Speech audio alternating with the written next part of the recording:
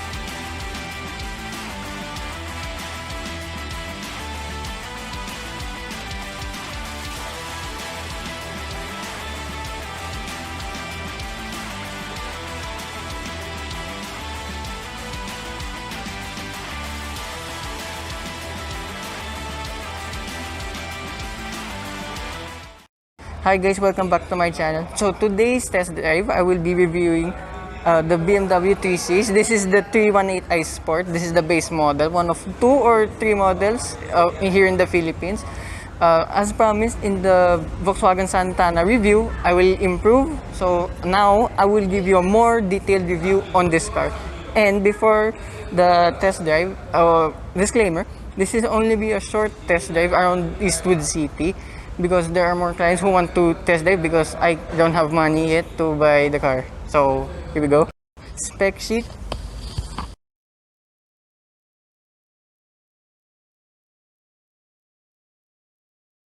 So that's what I'll be driving. It's in color gray, but the one in the showroom is black, just to note. It's in color gray.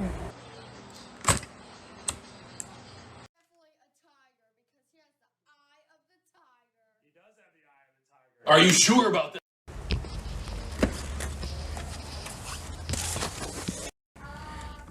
So this is the interior of the BMW 318i. This is really nice, I can have to tell. All soft touch, barely any hints of plastic.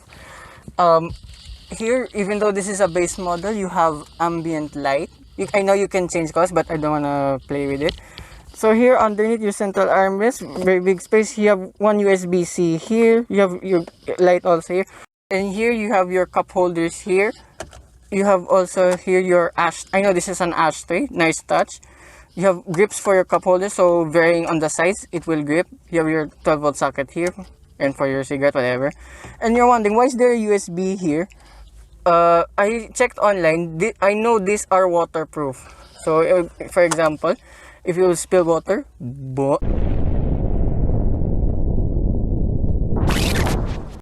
also here you have your wireless charging pad here. Depends on what phone you have. Also you can close it. Notice gloss back. You see, I didn't even touch it. It's already fingerprints here. So, but that, whatever. Okay, it's gloss back. You have your stereo control here. It's kind of old school, but it's cool. Your infotainment screen here. Just go back to the spec sheet. I forgot how many inches is this. Here you have your digital instrument cluster in the dash. Also note the dashboard is angled more to the driver. This because BMW, of course, driver oriented. Also, the base model does not have paddle shifters.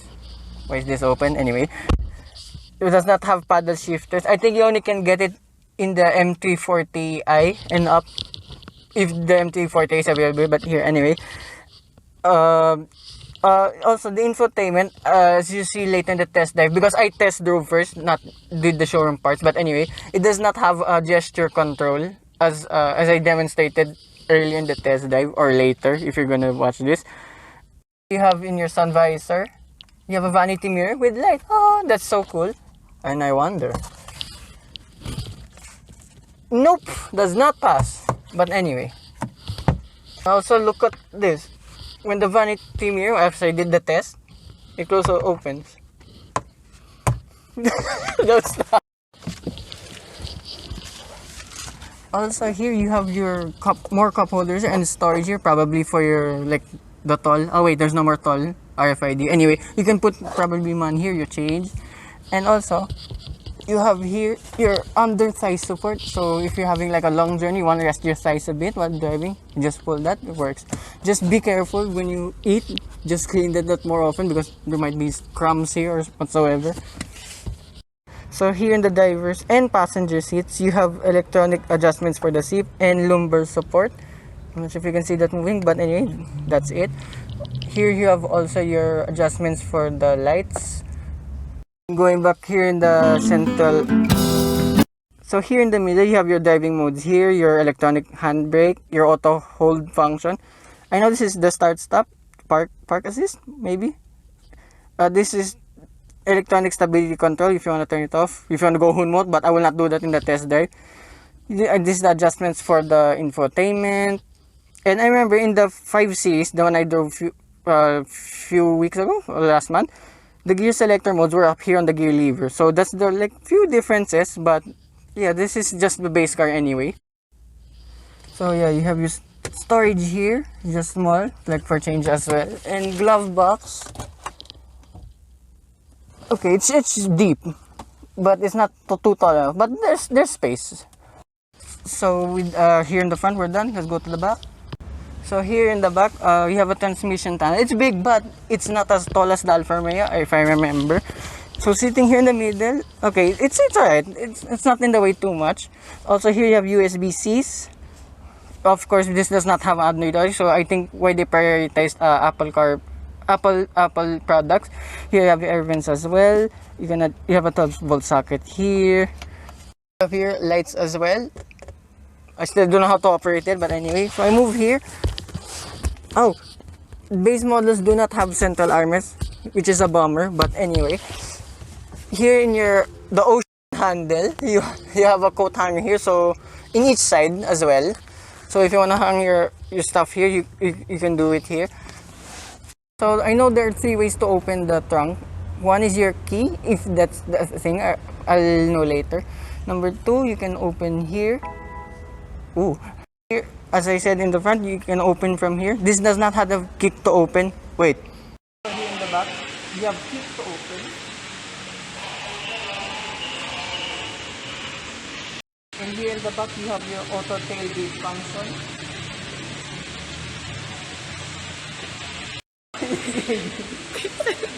So here for the nth and final time, your auto tailgate function.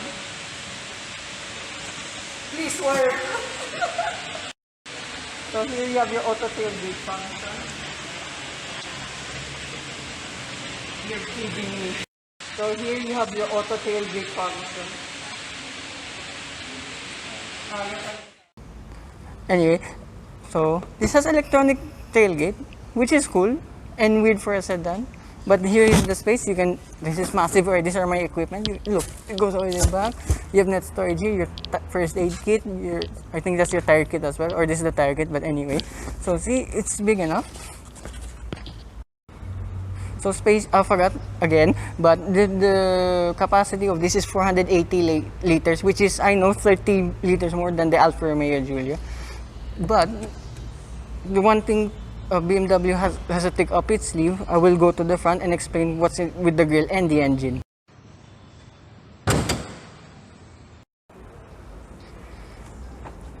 So this is the engine of the BMW 318i Sport.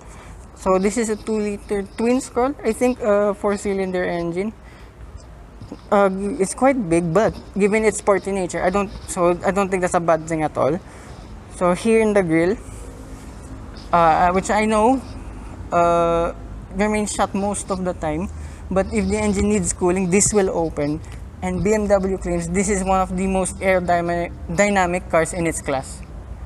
Also, the BMW 318i Sport has a clever suspension called a stroke dependent, which is sportier and more comfortable than the previous generation. Also, the suspension gives a supple ride without upsetting the ride and composure through the corners. Yun, right? Oo. Doon po. Sundan po natin ngayon. Yun tayo here. Oh, sir, baka ano tayo? Okay lang. Ano yan? Hindi po tayo po pwedeng magano dahil ano po lang to. Hindi tayo po pwedeng umarangkada. You're right. Ito, oo, baka. Ayan, may mga papasalubog.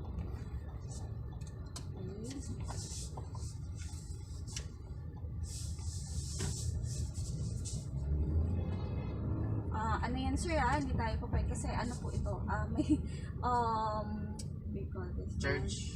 Opo, yun. And then at the same time, it's ano to? Blind curve. Blind curve, yes. Yeah, careful lang po.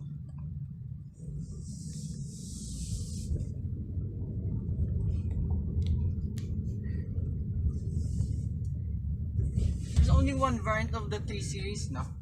Or 2? 2 variants po. Yan, right? Oo, right.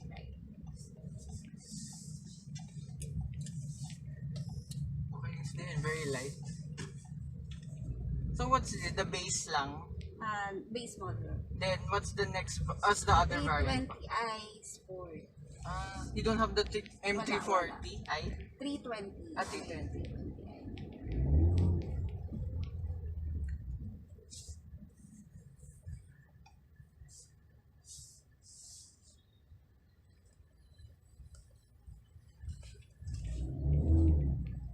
Better.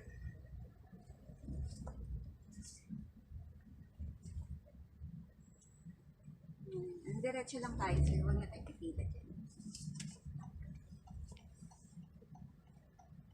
Right na po. Oo, right na.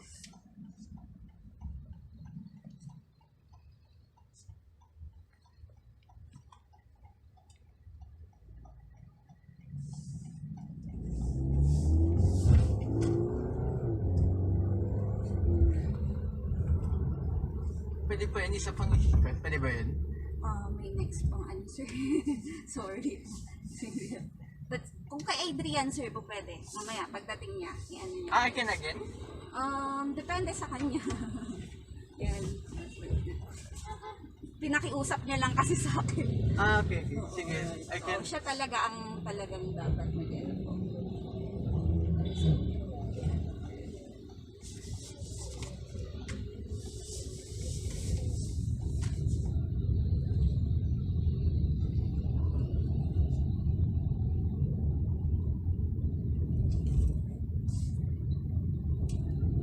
Papasok na tayo dito, sir.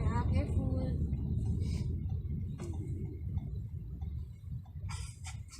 May mascot kayo. So, dito na lang, sir. Ako na bahala. Here, on the side. Kung saan natin.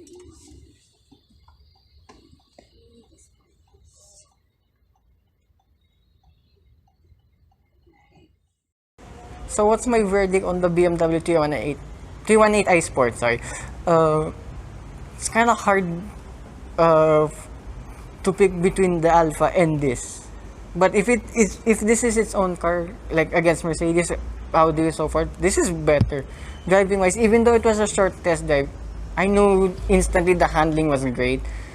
There's a delay in eco and comfort mode, but once you put it in sport, everything is so responsive. Even the transmission is all excellent. Not much I can see because it was just a short test drive. But brakes, a tiny bit too responsive. Like when I mash it, okay, it stops immediately. But I don't think it's too bad anyway. But if I'm comparing this to the Alfa Romeo, okay, let's just put it this way. If you want an absolute hardcore driver's car, go for the Alfa. But if you want a driver's car that is also hardcore, but you want to have a premium and more luxurious feeling, nicer interior, tiny bit more spacious, get the BM. But I can't choose between the Alfa and the BM. It's like choosing between my two children, if I had any.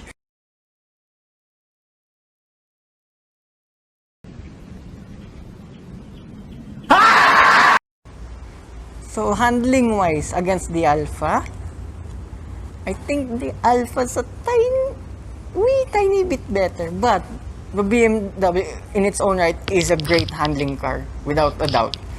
So that's my verdict. I can't choose a winner. Sorry. So, happy Chinese New Year with the background and everything. So, I hope you enjoyed this review. Sorry, the test drive was short, but I'm allowed to go back here. I'll just have to pick what unit I'm going to test. But anyway, hope you like this review. Like and subscribe. And I will see you with more reviews very, very soon.